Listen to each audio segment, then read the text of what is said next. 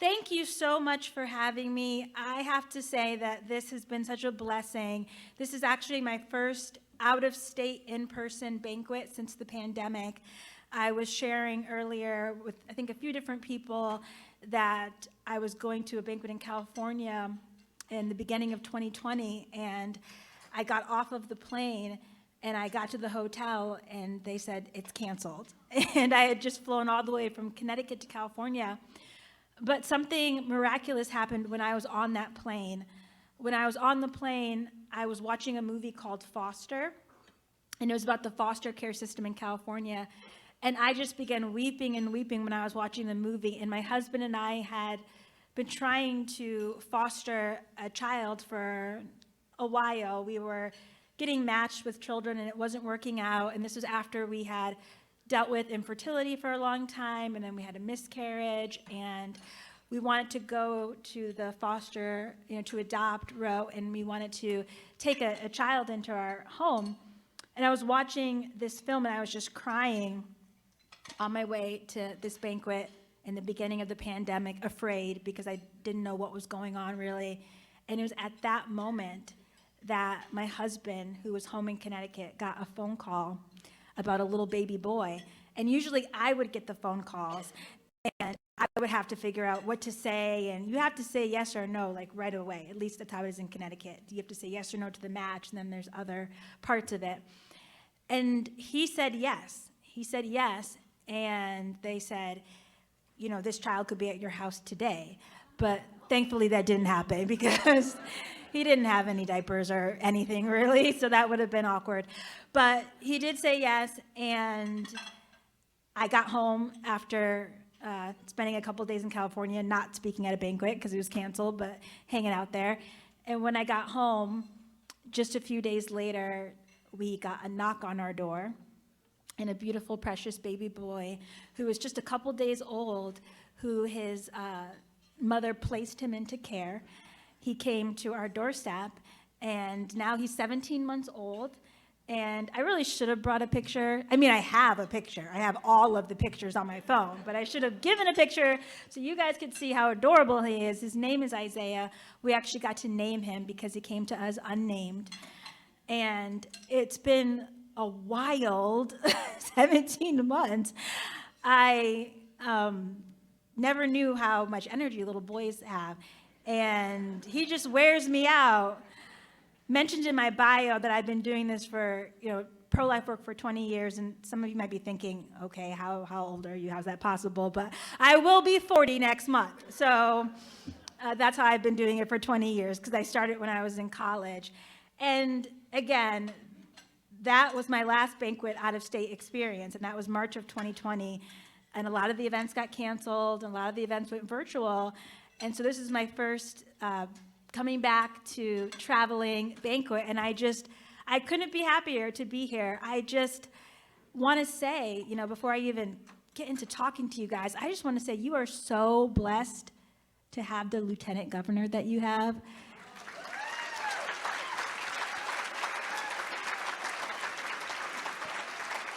Oh my gosh. I mean, you're blessed in general. You have such amazing people, Suzanne and Barbara and Becca, who picked me up from the airport. You have such amazing staff and former staff and board members.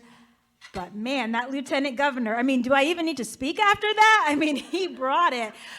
Come to Connecticut and you will see that does not happen.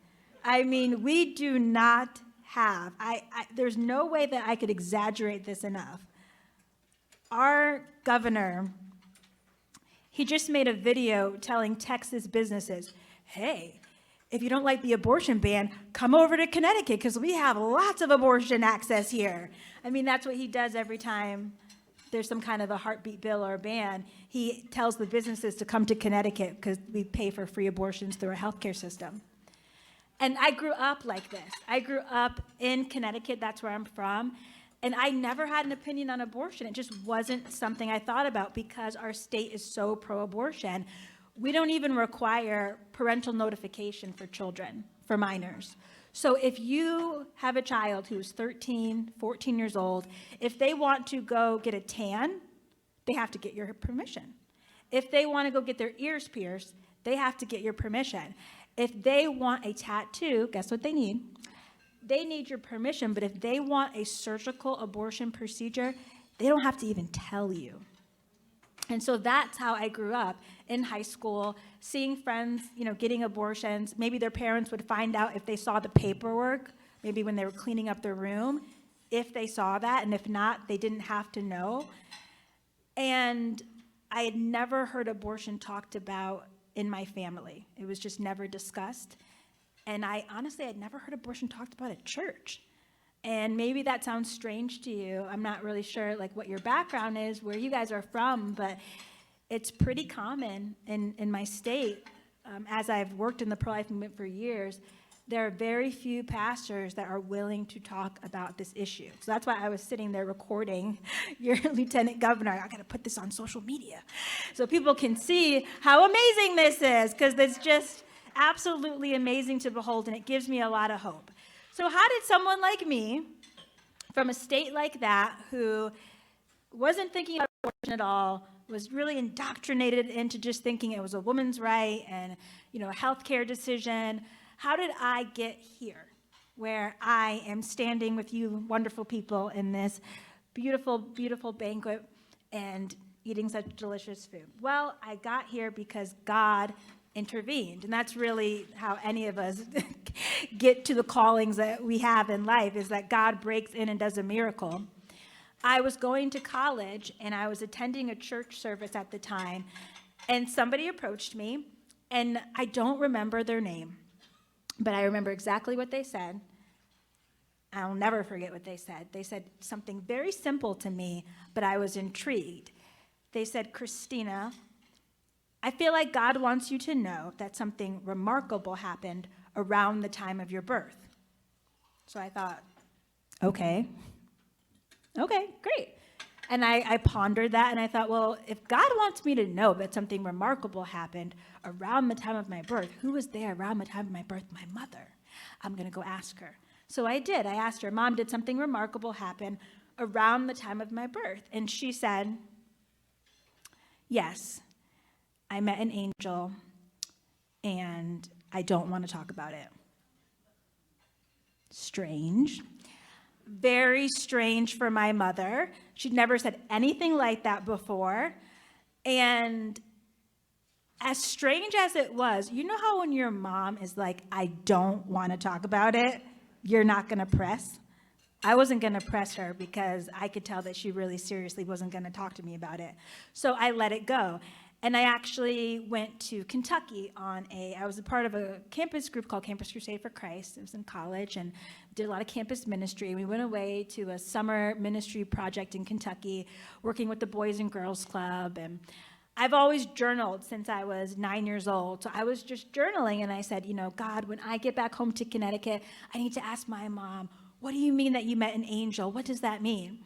So I got back home to Connecticut after the summer was over, and she was getting ready to go somewhere in the bathroom, and I thought, this is my moment. I'm going to corner her.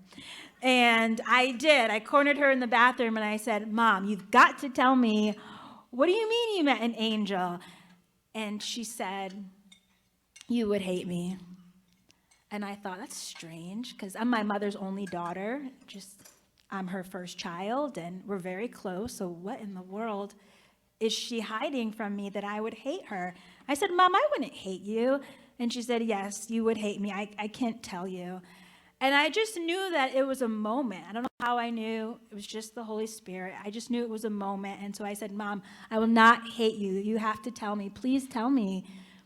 And reluctantly, she began to open up, and she told me this story, which I am here to share with you guys today. She told me that she got pregnant out of wedlock, which I knew. And my father, which I did not know, he really pressured her to have an abortion. At the time, he already had 2 children from 2 different women, and he wasn't interested in having a 3rd child with a 3rd woman. And so he put the pressure on strong for her to have an abortion. She'd grown up Catholic, and I think she was going to a Protestant church, and she had a mentor there. And she thought, okay, well, I'll go talk to my new mentor, and I know I'm sinning. I know that I'm having sex outside of marriage, but at least I can talk to her, and maybe she'll be merciful to me. So she went to the church, and she talked to her mentor, and she told her, I'm pregnant. And this woman said, if you come back to this church, I will be the first person to put my foot in the door and not let you in. So she was not expecting that response from her mentor. And it just furthered her cycle in her mind of fear and rejection and shame and anxiety and everything that was swirling around. It just pushed her further into that. And she ended up making an appointment. She made an appointment at Mount Sinai Hospital in Hartford, Connecticut, which is the capital city. And she went by herself. And they put her in a white hospital gown, and they told her, go talk to the counselor. But the thing is, you expect if someone's name is counselor, you probably would get some kind of counsel. But it was not that way for my mom, very different than someone who would come to Life Care and someone who would meet with a client advocate and someone who would hear about options counseling. And like the video we just saw, it was very different because this woman just looked at her and said, well, this seems like the best decision for you to make. Now, why was that? Because she'd already paid for it, because she was young, because she was not married, because she was black, because she fit some sort of stereotypical idea of what it should be, a woman that should have an abortion. She didn't know, but she said, okay.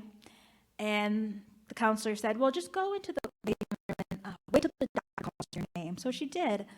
But between the counselor's office and the waiting room was a hallway, and she just sat for a moment to collect herself, and she began to softly cry. And in that moment, there was an elderly black janitor, and she saw my mom crying, and she walked up to her. She lifted up her chin, and she looked her straight in the eyes and said, do you want to have this baby? And even though my mom was in a hospital gown, even though she had paid for the abortion, even though the counselor had said that this was the best decision for her to make, she said, yes. And the janitor said, then God will give you the strength to have this baby. Now, I've talked to my mom so many times about this story, so many times, hundreds of times, and I ask her over and over again, what made you think that this was an angel? And honestly, only God knows, right? So we'll find out in heaven one day. But I asked her, what made you think that this was some kind of a supernatural encounter? And she said, well, one, her eyes were like pools of water. And two, she began to walk away, and she had her equipment, and I put my head down for 30 seconds, and I put my head back up, and she was gone. And I really thought that she would have been maybe like midway through the hallway with her equipment, the length of the hallway, and she was gone. So she got up and she walked into the waiting room, and at that moment the doctor called her name. Her name's Andrea. So the doctor called her name, and she went into his office. And the first thing that she saw was that he didn't have the decency to clean up the blood from the last abortion. It was on the floor. And when she saw that, just like you guys are groaning and you're disgusted to even hear that, she was disgusted to see that. And she said, I changed my mind. I am keeping my baby.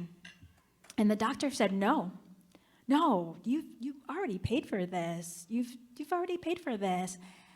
And I guess he was trying to appeal to her in a practical sense, or perhaps that's where his mindset was, the fact that this was an appointment, he was making money off of it. But she said, no, I've changed my mind. I want to keep my baby. And then he tried a different approach and said, you're just nervous. You're going to get through this. You're just nervous. And again, empowered by the Lord, the Holy Spirit, she said, no, I've changed my mind. I want to keep my baby. And I guess at that point he realized that his practical appeal wasn't working and his false compassion wasn't working, because the mask came off at that moment, and he just said, don't leave this room. And he raised his voice. So much for choice, right? And what else do we call it? Reproductive justice, reproductive freedom, rah, rah, rah. It's so different than the words that we use in society. Those words are so empty. Those words are made up by people. They're sitting around tables making up things that are so different than the reality of what women are actually experiencing when they are going to get abortions. No justice, no liberty, no freedom, just pain and brokenness and sorrow. My mom ran out of his office.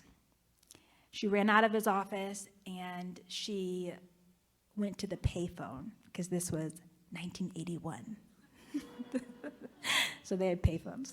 So she went to the payphone and she called my dad on the payphone and she told him that she didn't go through it. And to my dad's credit, I love my dad, I love my mom, they got married. But it didn't work out that well for them. They had a lot of issues. They divorced after a year.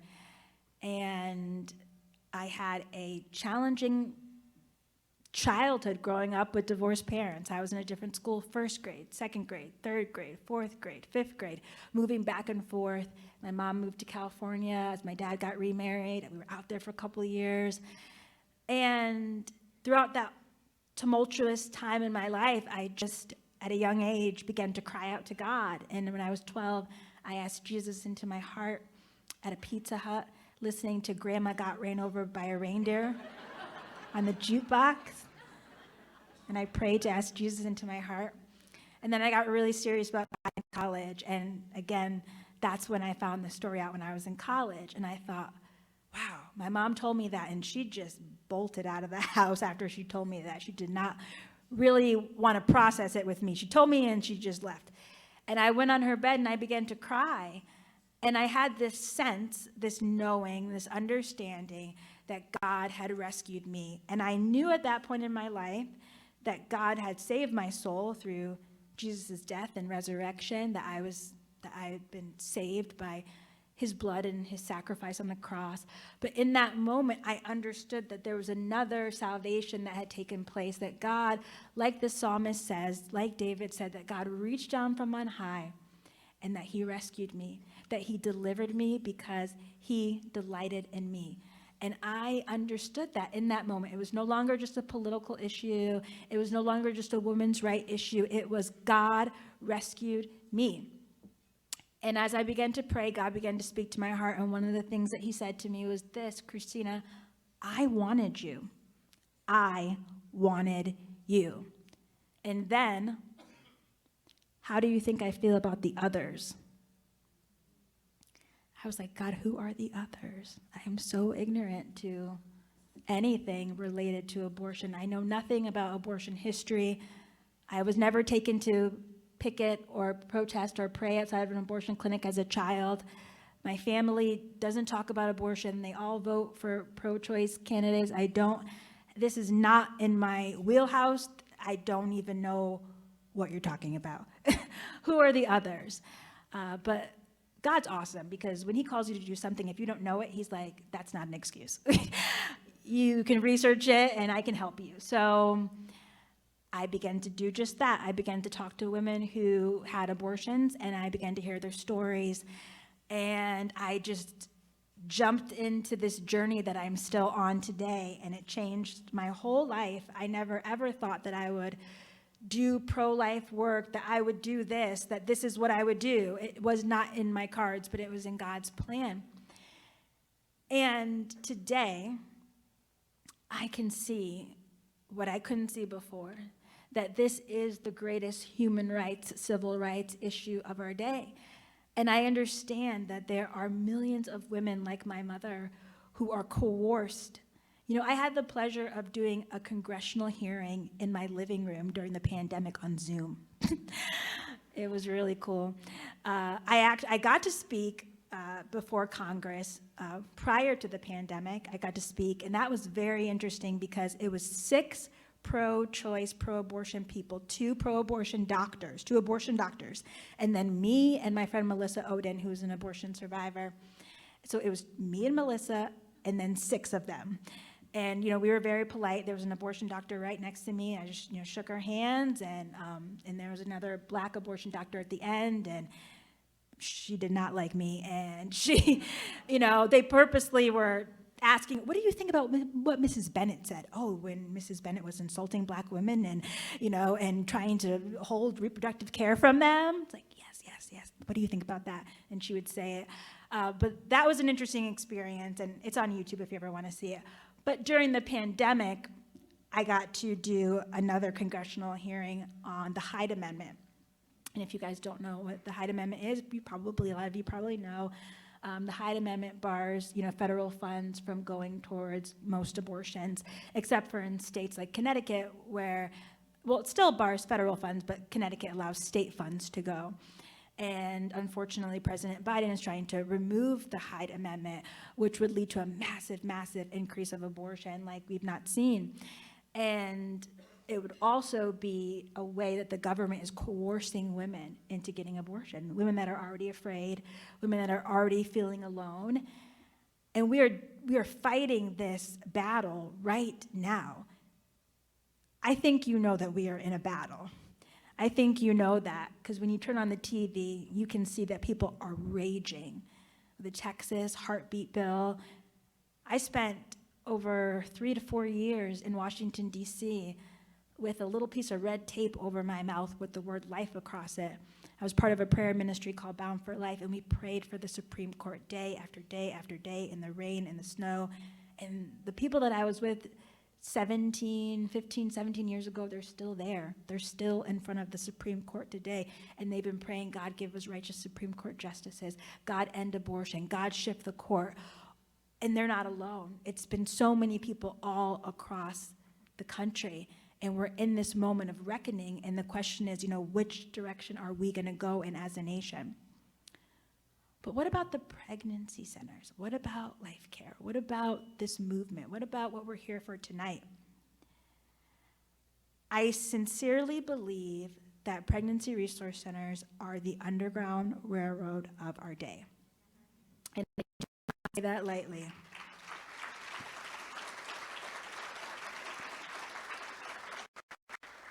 To me, that is not just a saying, that is a reality. I worked for 4 years as a client service manager at a pregnancy center. If you think about the Underground Railroad, it was this network of people that were providing safe places so that if a slave was running away, if a slave was trying to get to freedom, they had a house that they could hide in. They had somewhere that they could go to, where everyone around them was trying to keep them in bondage and keep them captive. These abolitionists, these brave people, many of them who are people of faith, most of them who are people of faith, said, my home is your home, and you can come here, and I will help you, and I will extend my hand, and I will give you resources, and I will give you money, and I will give you aid, and I will help you get to freedom. And that is what pregnancy centers do. That is what Life Care does. When they open up their doors to women in need, they are saying, in this world of confusion, and where people are saying, shout your abortion, and they're saying abortion is liberation, and people are buying billboards that say abortion is self-care, and people are wearing dresses with the word abortion and hearts all over it. I mean, I've seen all of these really, really wild, insane things. In this world where people are tossed to and fro, this is a safe place. This is a place where you can be cared for. This is a place where you can be loved. This is a place where you know that you're not alone. I wish my mother had that. It was a janitor that she talked to in a hallway that she never saw again, and a mentor who rejected her.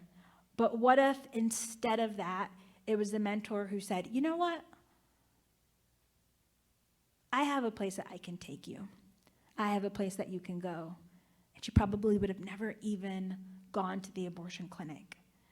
And that's what you have. You have that opportunity to be that person in the 11th hour. Maybe it's one of your kids from school, maybe it's one of their friends, and you hear your daughter talking about, oh, my friend said she's going to get an abortion.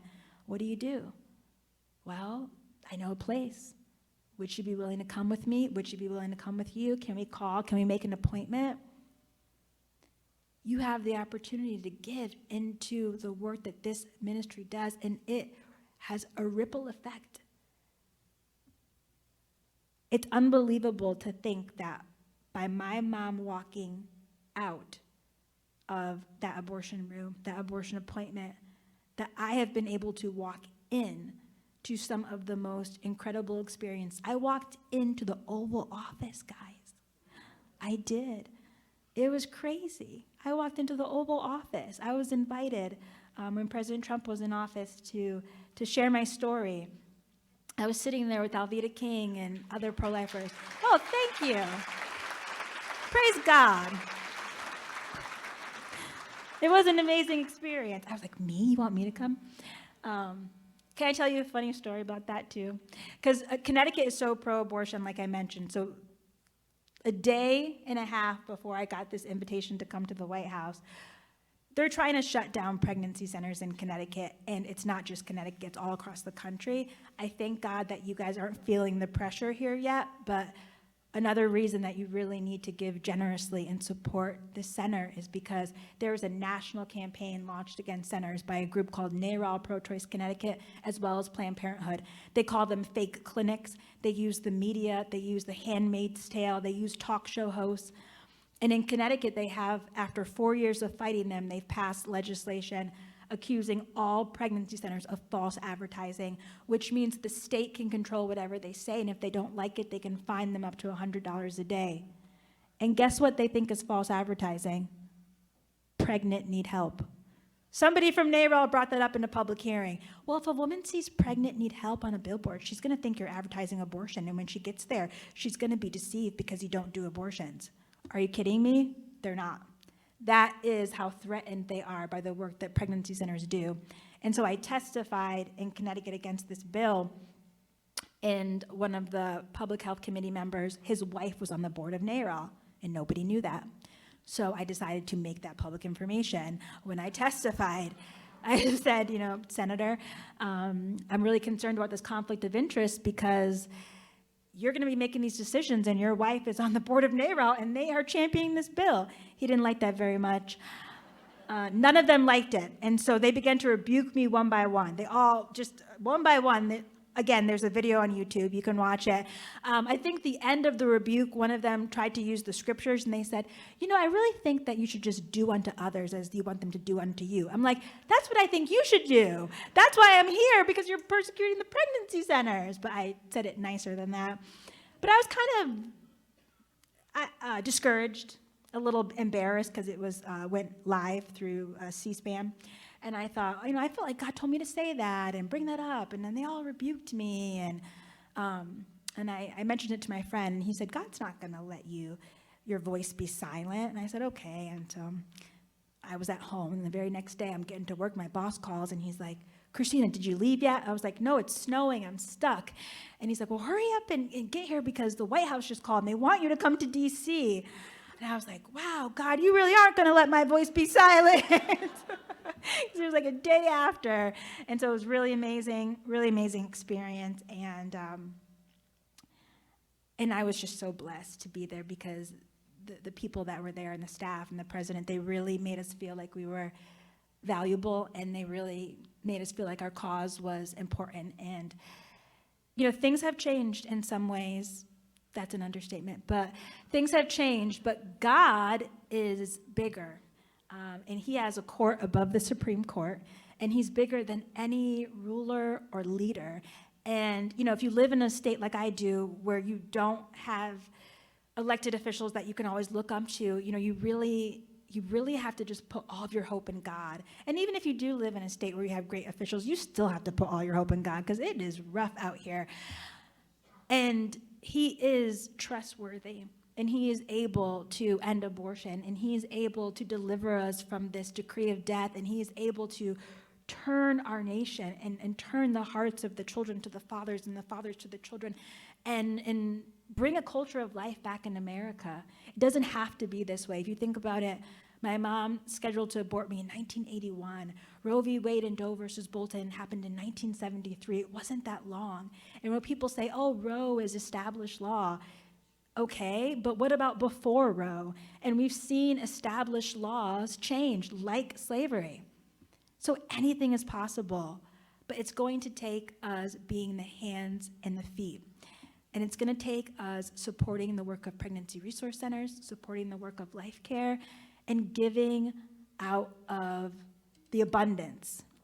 Thank you, timer. I have a little timer so I don't go over.